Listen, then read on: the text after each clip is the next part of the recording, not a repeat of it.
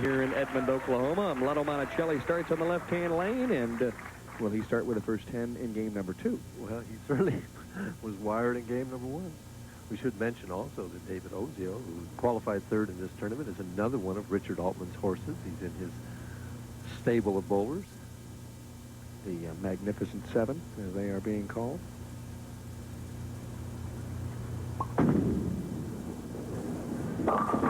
Ooh, you got what we call the little overreaction there. He didn't throw any practice shots. The speed was just a little bit softer. He got the ball wide, and it hooked quickly. 3-6-10. His last 2 shots on lane 27, he's gotten 7 both times. And Leto's match play record, 15-9. Saved his big one for when it really counted, didn't he? Sure he did. 287. That's normally plenty good enough to win. Normally. And then Leto, who's had a history in the past of missing spares on television, converts his tough spare. First good look at 34-year-old David Ozio out of Vidor, Texas. He's had a bit of a rough spell the last 12 months.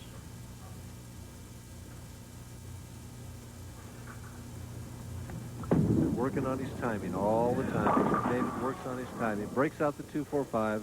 He'll say, all right, I'll take that shot. Wasn't his ace. Didn't get the lift off the fingers that he was looking for. Has a beautiful swing when he does get into his timing. He really is a streaky type of a player. When he gets it going, he can be one of the best players on the tour. Oh, he can throw strikes forever when he gets it going. Oh, they had to put that graphic up there, didn't they? Well, it wasn't at my request, I'll have you know. Thanks, guys, for the truck. And there's Lisa. And if I don't say hello to Heather and Haley, 2 of David Ozio's biggest fans, his 2 daughters, I would be in a world of trouble. Okay. You shot 153 in that game?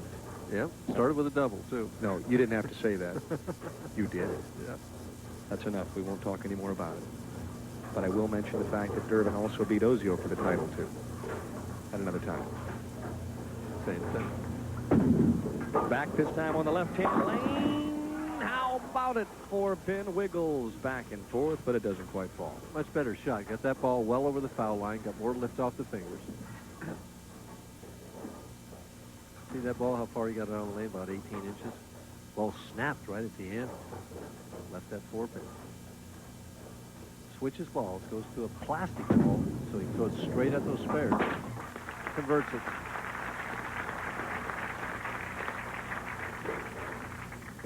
And Leto Monacelli, 5'8", 150 pounds, in tip-top shape, as he chooses to re-rack on lane 28. And we should explain to our viewers at home that each of the bowlers is allowed 3 re-racks a game, and that's it. They can't even ask for a 4th. So our tournament director, Harry Golden, has lost all of his airtime.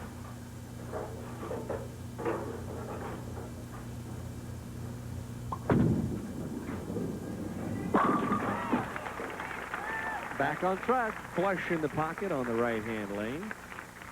And Leto, thus far this year, has earned a little better than $67,000, as I mentioned. And in his career now, $380,741. And really has a long, long way to go. Only 26 years of age. His 7th year as a professional. 26 already. He only bowled in the World Open in Chicago when he was 16.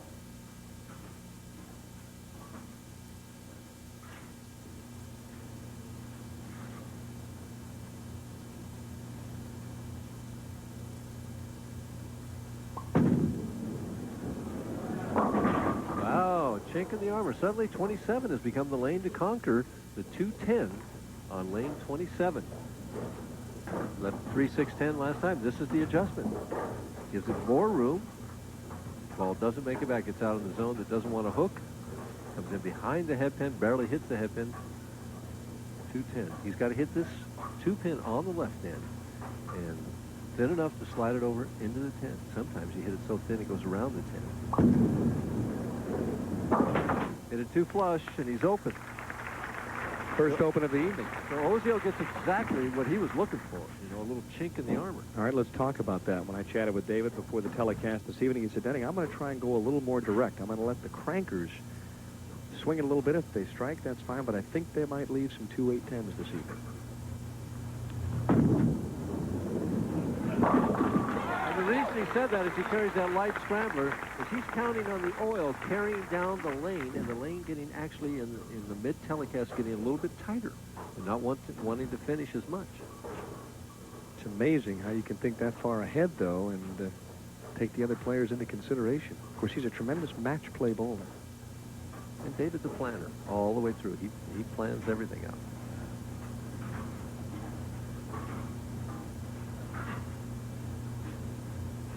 Going for the double. Almost left the 2-8-10 himself, or actually the 2-7-10. And he's trying to conquer lane 27 with speed. He just threw that one harder and tried to jam it in there and didn't get the clean release that he's looking for and that he's capable of doing.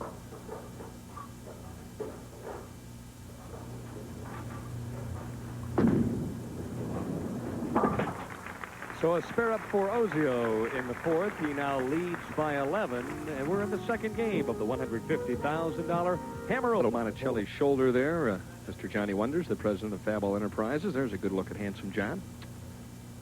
And Fab Ball is the maker of the hammer bowling ball, which just so happens to be the bowling ball that Amleto Monacelli is throwing. Amleto now up in the fourth, and trails by 11, had his first open frame. And Mike, do you think there might have been a letdown after the big first game?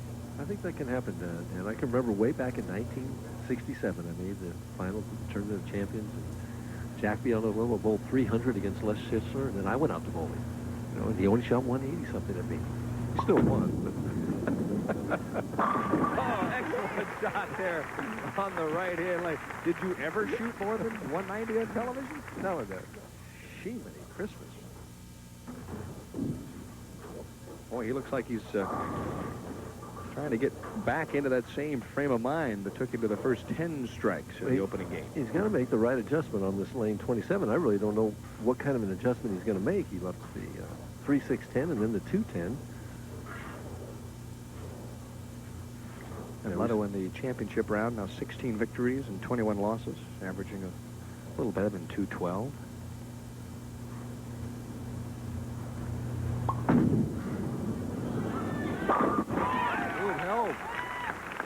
Didn't know what it was going to do there, neither did he. A little more direct on that shot, yep. But the result pretty good. One-pin match right now. Ozio's got to start making better shots right now.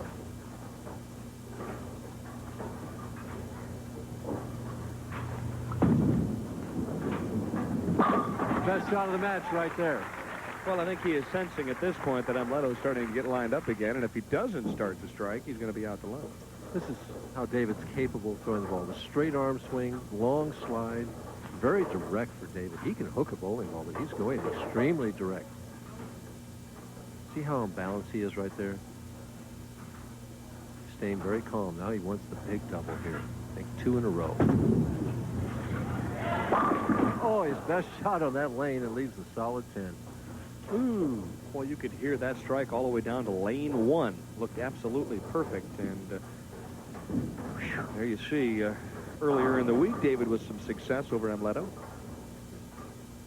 In trouble now, though. So I missed a couple 10 pins this week. Not this time, though.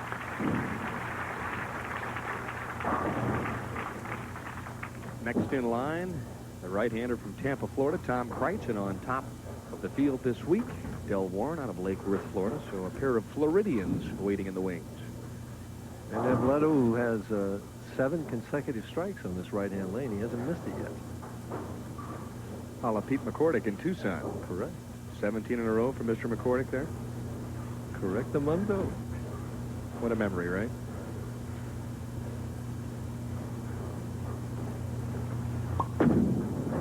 Amleto uncrooks it on the right-hand lane, and the ringing 10 one more time, and we've seen some flush hits here tonight. And you could hear that sigh of relief coming from David Ozio right now. I'm still in the match. I thought that was the wind sweeping down the plain. Yeah. We've been singing that all week. We've got to learn the words to that one Well, of these times, Denny. yeah, one of these days, Mike and I will do a rendition of Oklahoma. And hopefully you'll all turn the sound down on your television sets.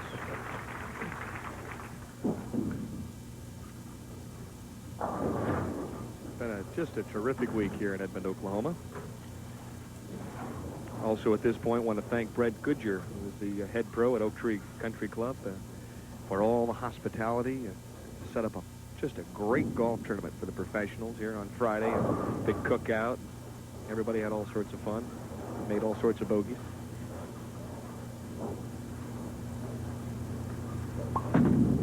Uh-oh. Way out the window that time. The 1-2-10 looked like just a lapse in concentration that time, Den.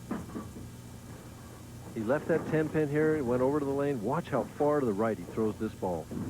He gets it out about the 6th board and no chance of making it back from there.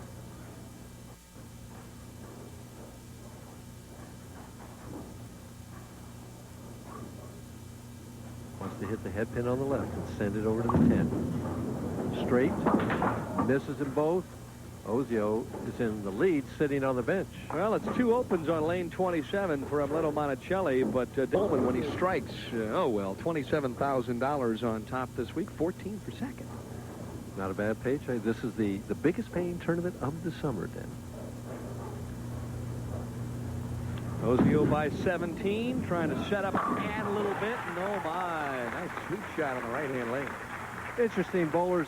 Ozio is struck in the 3rd, 5th, and 7th on lane 28. He just makes a perfect shot here, right over about the 7th board. Ball finishing flush in the 1-3 pocket. And he has not had a strike on lane 27 that he picked to finish on. Ooh, that was a little grimace. Take that side shot. Jeez. Starting to get a little serious down in the trenches. He's got a double right now. Put this match away. And he does. Well, he liked it as soon as he let it go, and so did Lisa. Nice double. Way out of the lane. Look at the loft. Heavy fingers. Watch the 6-pin. Second from the right. Snap the 10 up. I'm going to tell you what. He's been working hard all week long. Look at that face. With a vengeance.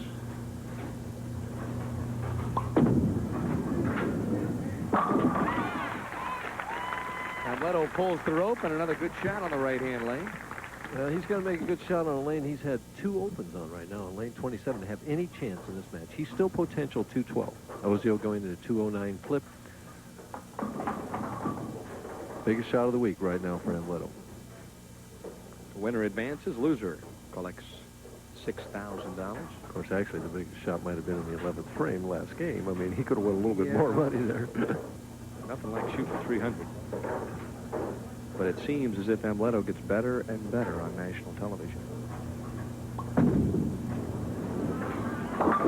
He just lost lane 27 entirely. David Ozio's strategy seems to have worked. He's playing further right than the big hook ball bowlers, and Amleto just never did get zeroed in on lane 27. 1 strike over there, and the rest of them trouble.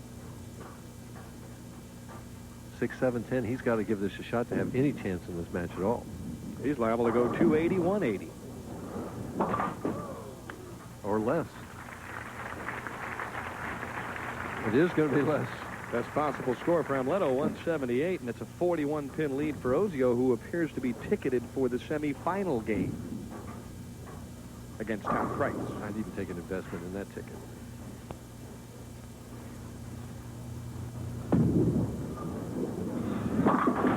Set that one a little short, and that presented a problem. Back-to-back 6, 7, 10s. As you said, he set it short, which means he didn't get it out on the lane, and it's left to boot. See, over about the 9th board, the last shot hit the 6 or 7. There's not that much room out there. Now, with a 41-pin lead, did he just simply relax? He's a fairly intense player, as he's not asking for help from the bowling gods. He's looking at the scoreboard. I don't think he relaxed. I think he got careful. Do you? A little tentative, perhaps? No. He played for 2 all the way there after looking at the score. Well, what about your philosophy, Mike? In a one-game match, do you play match play in your opponent, or do you play the lanes?